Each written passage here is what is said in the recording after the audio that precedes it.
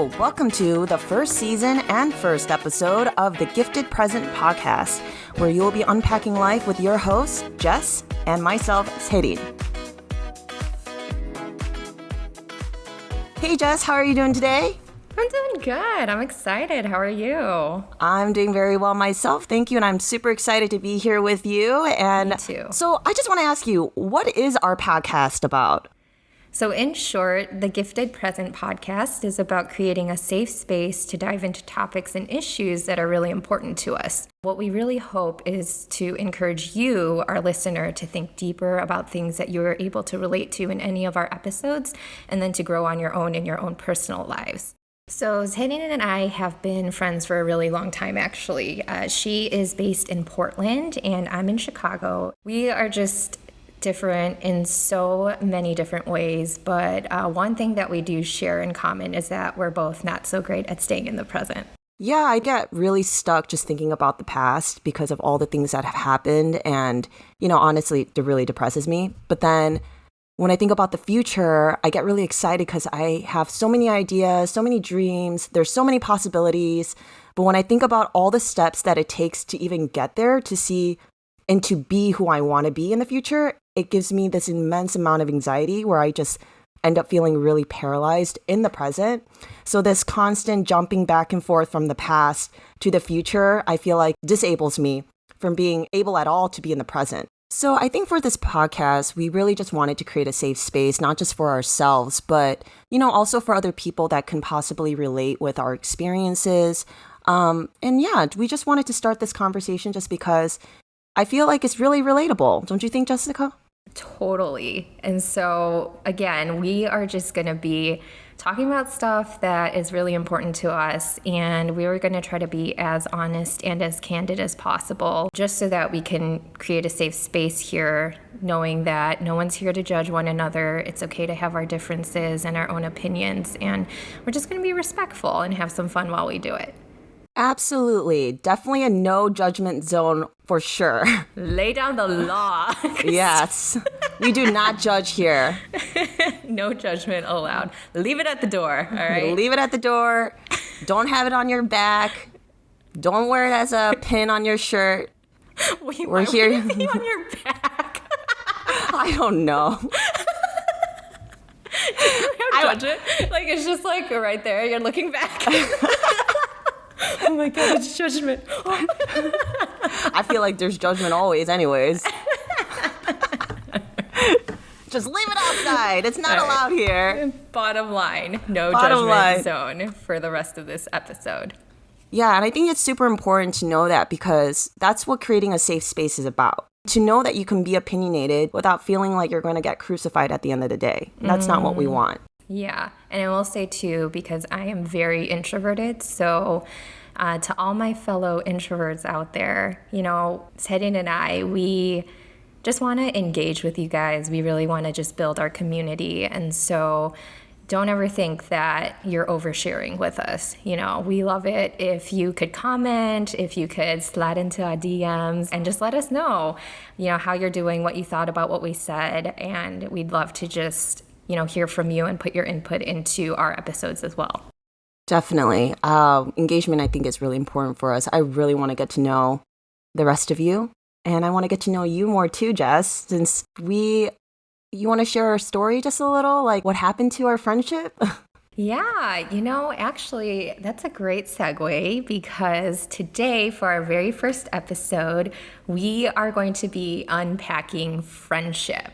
It's a broad topic, but we just wanted to focus more on best friends and just women relationships in our lives. So long story short, Sehlynn and I, we have a pretty interesting history where we have known each other for over 20 years, but we've only been friends for about 9 years because of some crazy stuff that happened in the past. And we'll definitely talk more about that in greater detail in future episodes, so stay tuned. But short story, Sehlynn and I, we met at church and we grew up together, and then we had a falling out that lasted about a decade, and then we reconnected about 3 years ago. And I consider Sehlynn to be one of my best friends, and so I'm so excited to be doing a podcast with her. There's no one else that I would want to do a podcast with because it's just honestly like more time for me to hang out. So Likewise. I may have coerced her into hanging out with me more.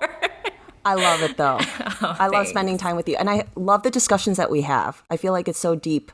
I know, I love it too. And I really want to share it with a lot more people to let them know that they're not alone in their thoughts. So yeah, we just wanted to kick off our series with diving deeper into friendships. So, Teddy, I'm going to put you on the spot. Yeah. We did not talk about this. But Okay. what I'm going to do is I am going to put 30 seconds on the clock. And in that amount of time, you have to name as many iconic best friend duos, both fictional and non-fictional. It's all fair game that you can think of in 30 seconds. Oh my God. You ready? Yeah. Okay. Oh, yeah. I don't want to give you too much time to think. Okay, ready? Okay. 3, 2, 1, go. Rihanna and Katy Perry. Monica and Rachel. Oh God. This is bad. Snooki and Jay Wow, Jersey Shore. Wow, I'm stuck, honestly. Oh, Gigi 5 Hadid. seconds. 4, Is it Bella Hadid 3, and Kendall Jenner? 2, 1. All right, everyone give a round of applause. That was really good. We literally did not plan that. I just wanted to see what would happen, and I thought you did amazing. Thank you. When you said we didn't talk about this, I'm like, oh God, there's going to be a really long pause. We're not going to edit any of that part out, by the way. That's staying. Keeping it real. I know. Well, I had some more time to think about it, obviously, because I'm the one that's asking you the question. And so I was thinking of Monica and Rachel, Francine and Muffy, and then Arthur and Buster. So I started just going through the whole Arthur cast. So there's a lot. And I guess the point that I wanted to make is that best friendships in particular are like so huge in our culture. Like everyone's looking for their best friend's soulmate or wanting to find their squad or their tribe. Even like a couple weeks ago, Sehlynn and I, we both got identical ads popping up on our Instagram feeds that were basically an app for connecting you to like-minded women. And so people are looking for that tight-knit relationship, and people just like vibing nowadays and forming deep connections. And so the idea of best friendships are just so highly prized, and people just want it so much.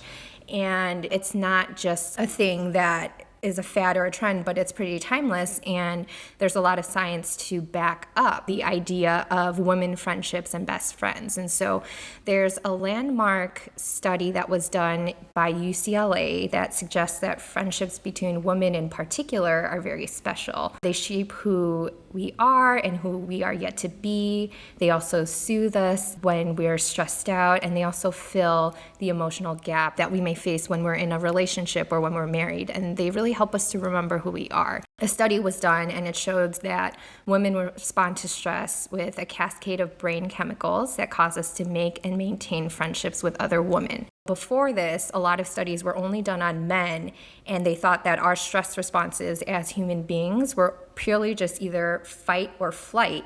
But now this study is showing that women in particular, with our friendships, we release more oxytocin as a part of our stress response. And so it actually buffers fight or flight. And instead, it encourages us to either want to tend to children or our pets, or just gather and be around other women. What this study is basically saying is that the more oxytocin that's released, the more we're likely to feel reduced levels of stress. And so this calming response doesn't really occur in men because they release testosterone, but with estrogen, which is what women release, it seems to enhance and give out more oxytocin and all those feel-good vibes.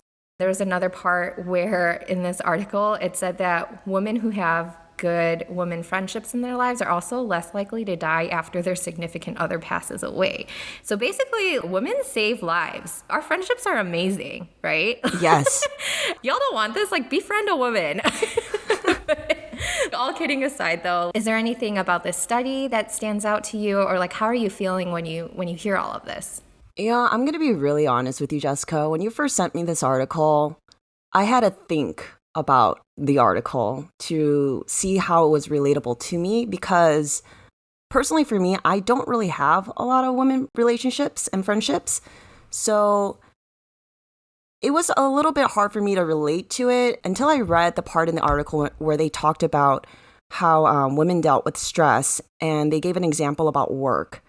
And they said that when women are stressed out and it comes to work, they will tend to go to work earlier. So when they go to work earlier and they see other women in the break room, they'll start having conversations and bond and make relationships and build relationships. And I felt like that was something that I can really identify to, in the sense where, like, when I worked back in Chicago in corporate banking, I remember there was a lot of these women that would come in super early, and I would get in there super early too. And we had so much work to do, all of us, and we had heavy plates, but it was a great time. That was one of my favorite times going to work, was in the morning, knowing that I'm going to see these other women, because we would have just such great, relaxing and comfortable conversations before we started work. And we would like heat up our breakfast together. And I felt like we honestly grew a really great bond. And I still keep in contact with these women too, and I consider them my friends. And it was kind of hard for me to let go of that relationship when I moved to Oregon. Oh, yeah. Yeah. And I felt like that was something I really missed that I had in Chicago that I don't really feel like I have here as much. Yeah. Was these relationships with women at work. And I felt like it helped me to separate my personal and work life even better. I felt like I didn't take, work stress back home, because we would be able to rely on each other to release that stress and talk about what's bothering us at work. And we would understand, because we have to work with the same people. It's one thing when you take it home and you try to explain it to your sister or your brother, and they're like, wait, what? What are you talking about? I don't know who this person is. But with just having these conversations with people at work and building those friendships, I felt like did make a really big difference. So when I did read that part where it's like, oh, women relationships can actually save lives, like they live longer, I was like, wow, I need more girlfriends. And that was my ultimate conclusion from that article, was like, wow, I need more girlfriends in my life. And I really thought about it. I'm like, it makes sense, because there's only so many times I can talk to my boyfriend about the Kardashians and him just having enough. And like feeling this immense sense of relief when I meet another girl that wants to talk about the show. Because like, oh my God, finally I have someone to talk to it about. It's so true. And I love everything that you said, because I think just living in a COVID world right now, I'm working from home, and that's something that I miss, is that office banter. Like I used to work at like a call center. So after like every stressful call, I look to my girlfriend at work and I just be like, guess what just happened, and lay out all the stress. And then we just move on, knowing that that's how we support each other, So that's really great. And I think you bring up a really good point about like not having that many girlfriends in your life, because I feel the same exact way. Like it's so hard to find a consistent girlfriend. Yeah. It feels easier with my guy friends because it's a lot more straightforward and very not simple in a condescending way, but it's just, what you see is what you get. What they say is what they mean, So I don't know if it's been like that for you too. Yeah, no, I really agree with you on that and can relate with you, because I feel like I feel more comfortable around my guy friends, because there is that expectation that I know that they're just not going to really sugarcoat things. And I kind of like that. That's something I felt like the article mentioned too, was that women, they won't really tell you straight away, and I found like that to be, something like I feel like we do really kind of struggle with in that sense. Yeah.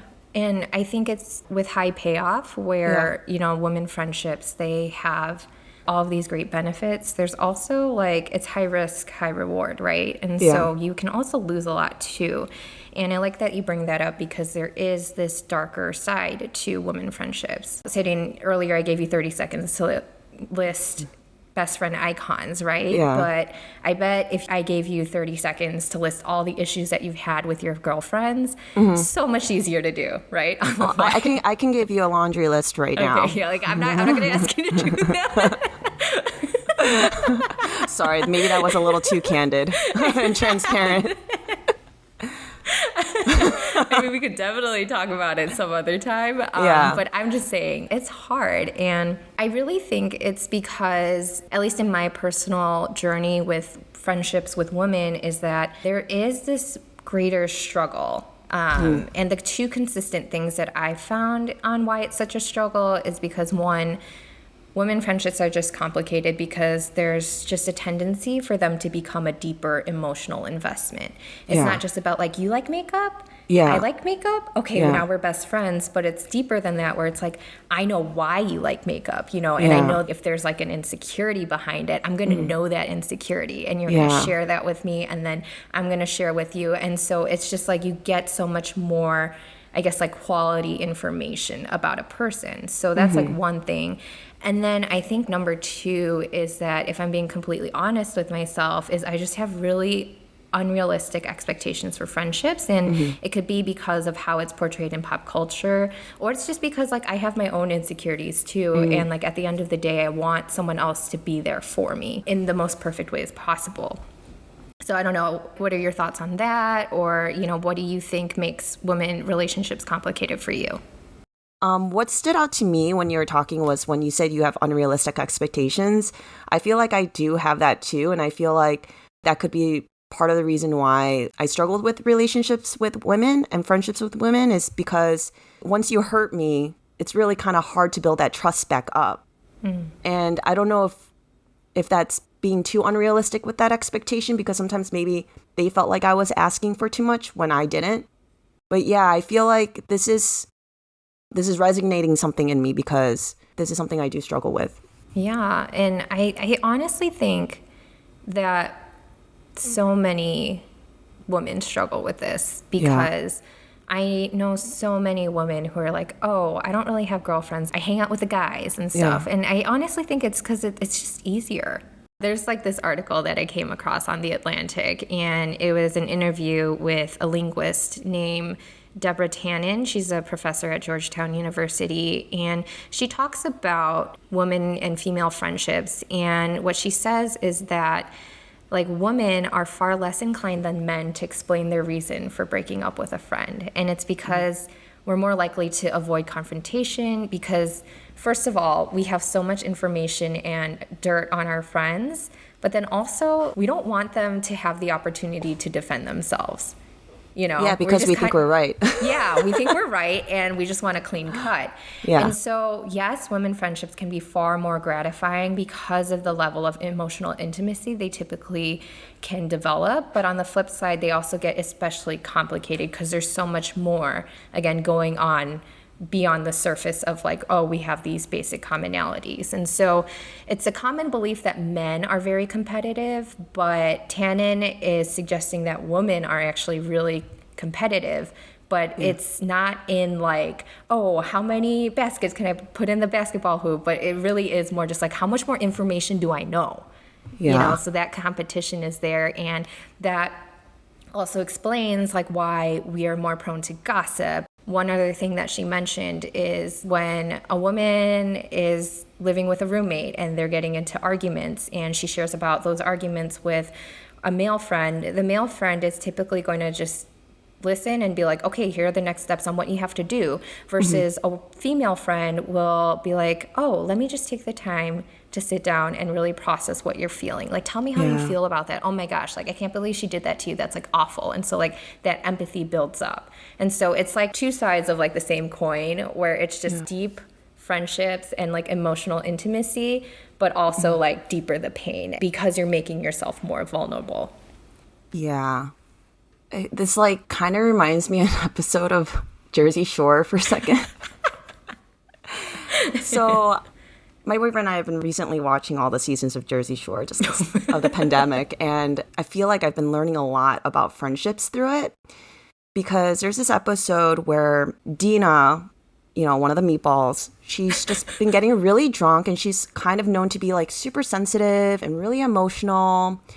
And Sammy, is technically her best friend on the show, and she's just trying to like be there for her and kind of give her hints like on what's been bothering her within the friendship and also what's been bothering the other roommates. But like Dina is just not picking up on these hints. So there's this moment where the roommates are just giving Dina so much crap, and she's like breaking down and crying, and then Sammy just like can't even take it anymore. Even in the confessional, she's like, I had it up to here, like it just was like a word vomit, and she just kind of laid down everything that she's been feeling. And then it switches back to Dina being in the confessional and telling the camera that she was like, Sammy's not being a good friend, you know, because she's like, she's supposed to sugarcoat things. So it made me start to think about like all the times that maybe I would have been told an honest truth that I didn't want to hear. Ooh, and I might have taken that a little too personally. Yeah. Because I can honestly relate with Dina. Like, I know I'm an emotional person and I know I'm very sensitive. And I do feel like I've gotten hurt so many times when I couldn't have handled something. So I don't know, it makes me think about how women aren't confrontational, how we don't really like confrontation. The article also talked about ghosting. Yeah. And then I just kind of thought about like, when we talk about women being complicated and having unrealistic expectations, like, I think it's just because we just expect so much from each other because we know so much of each other that like, when you know like every detail about somebody, like what makes them happy, what makes them tick, there's almost this kind of like really deep relationship where you might not even realize that you just kind of expect certain responses from somebody. So when they don't give you it the way that you were expecting, that's kind of where I feel like the relationship starts getting a little rocky, right? Because of this misunderstanding with communication. So I feel like in that sense, yeah, like it can get really complicated for us because we have this gift of really getting deeply involved with each other. Yeah. But then we let our own personal emotions sometimes fog something that doesn't need to be like looked in a certain way, if that makes any sense. That was but a lot of so misunderstanding, you know? Yeah, I love that. And, you know, growing up as a latchkey kid in an immigrant family, all I really had was TV. And so I literally grew up watching Arthur and being like, wow, like, you know, Muffy and Francine are so different, but they're like best friends and it's like amazing. Or I'll watch Friends or, you know, even The Simpsons where you have like Bart and Milhouse and you're like, wow, they're so different, but they like get along even though one gets taken advantage of, you know? But it's just like, you look at the media, they totally fetishize like best friends. They totally are just like, oh, your best friend is going to be the one that you can call at like 4 a.m. and they're going to be up and ready to respond and give you all of the right responses that you need. But that's totally untrue. Yeah, and if someone did that to me, I'll be like, it's 4 a.m.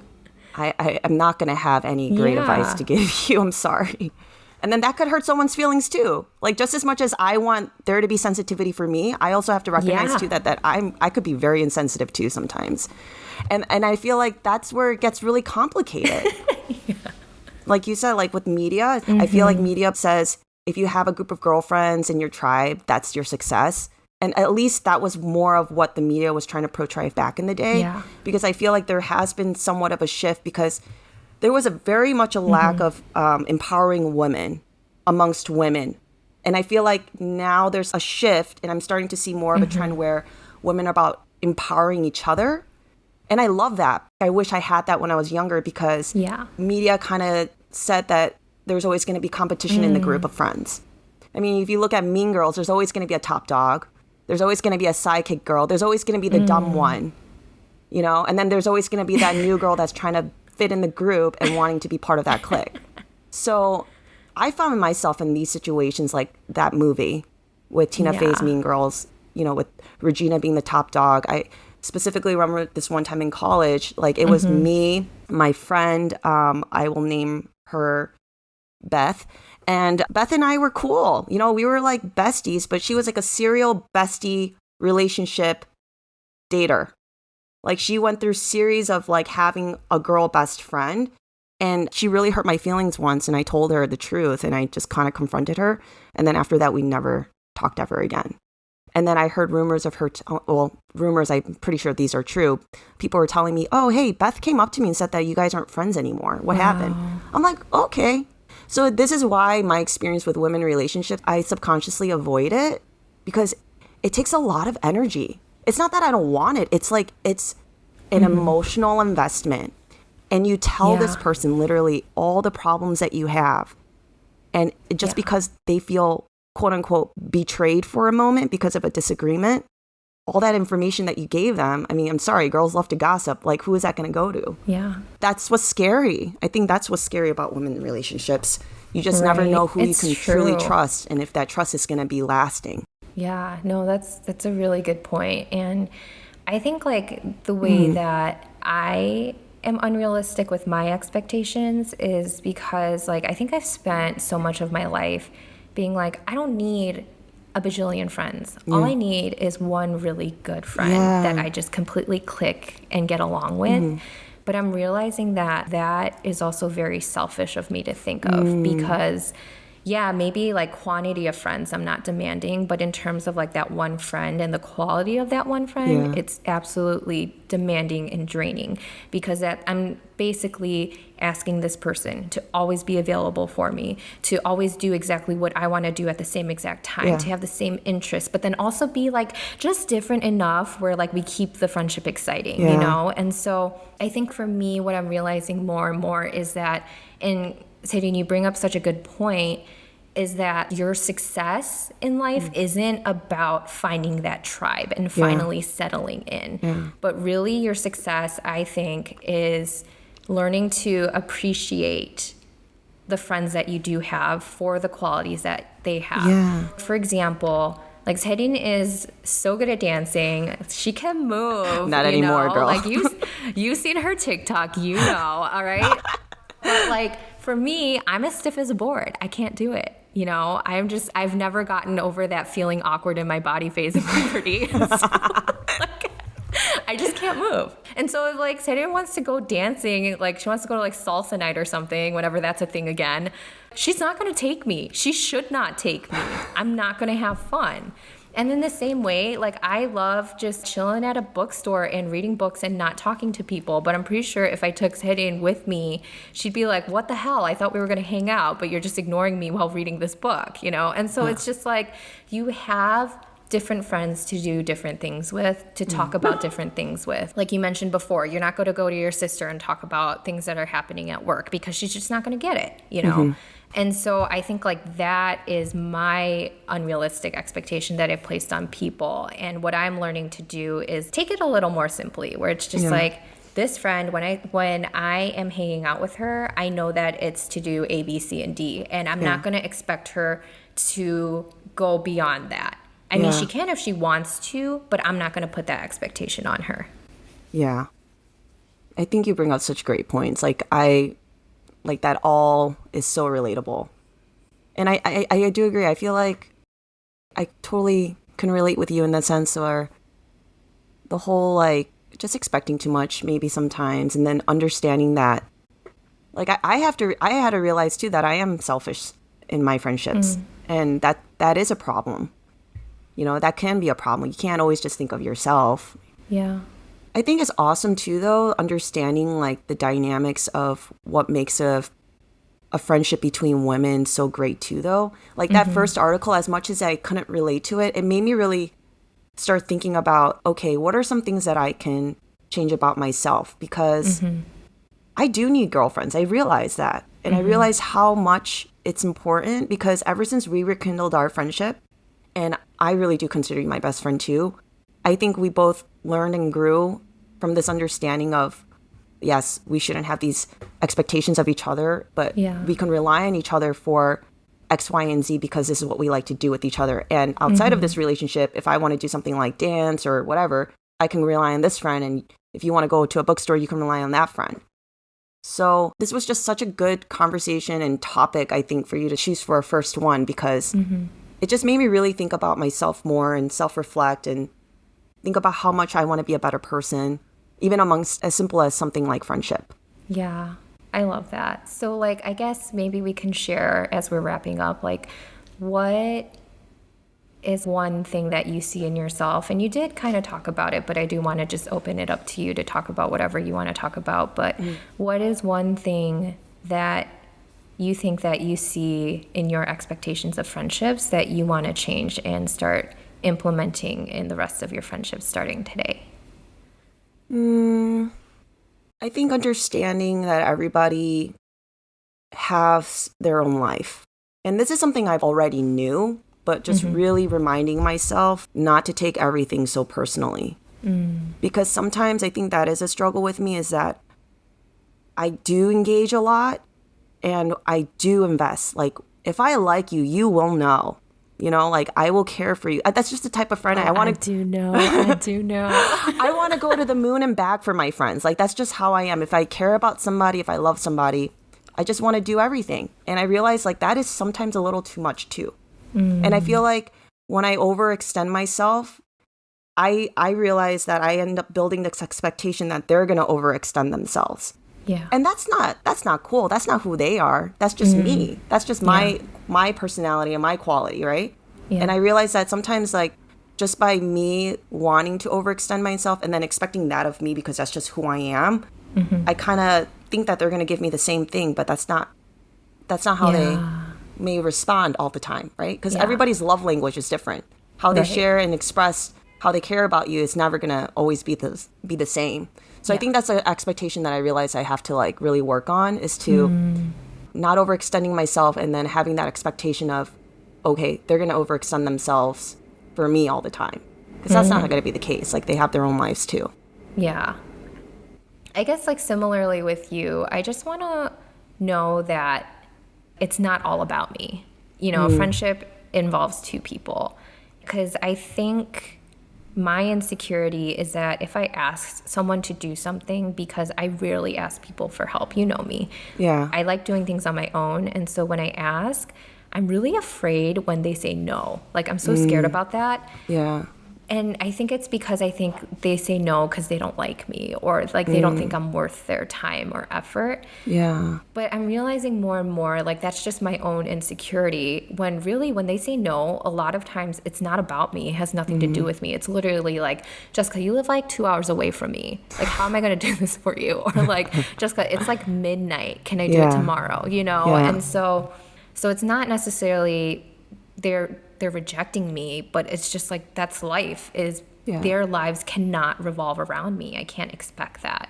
So I think for me, like, I really just want to learn how to ask for help, or like even just ask people to hang out without that fear of being like, oh, they're not saying yes because they don't like me. I mean, they might not, you know, but for the ones that I'm like close with, that I've been friends with for a really long time, that I know that care about me, I don't have to have that sort of fear or insecurity with them.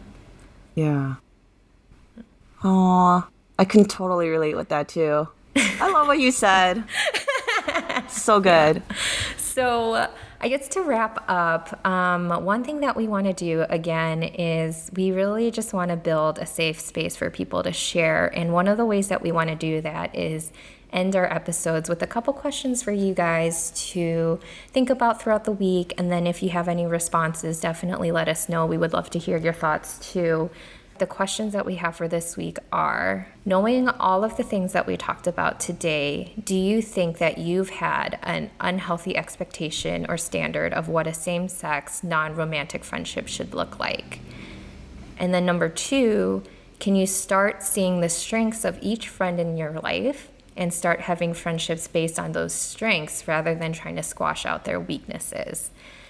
Who are some people in your life that you can just do one thing with this week, whether it's working out together, cooking, or even making a podcast, you know? And if you're up for the challenge, try identifying those strengths and doing it with one person this week. And so, Sehlynn, I just want you to know we already completed this challenge, so we can sit back on this because we made a podcast together. This was our first episode. This is amazing. I can't believe, literally, it was just like, you want to do it? Yeah, let's go. And I know. This is what happened. Great partnership.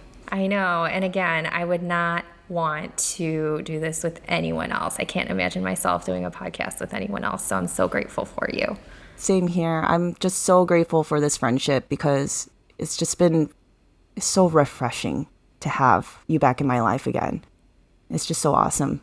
Mutual. Same. So why don't you close this out, Sehlynn? Yeah, so I hope you guys liked this episode. Please slip into our DMs. Let us know what you think and how you feel about all the things we talked about. Don't forget to check us out at our social media accounts at The Gifted Present for TikTok and Instagram for this podcast. Jess's Instagram is at j.jesskim and mine is at Sehlynn. And We can't wait for you guys to join us for next week's episode where we will be unpacking more about having healthy relationships. So till then, see ya, love ya, and ciao. Ciao. Ciao, ciao, Ciao, ciao, ciao. ciao, ciao, ciao, ciao, ciao, ciao. Was that one okay? Yeah, that was perfect. And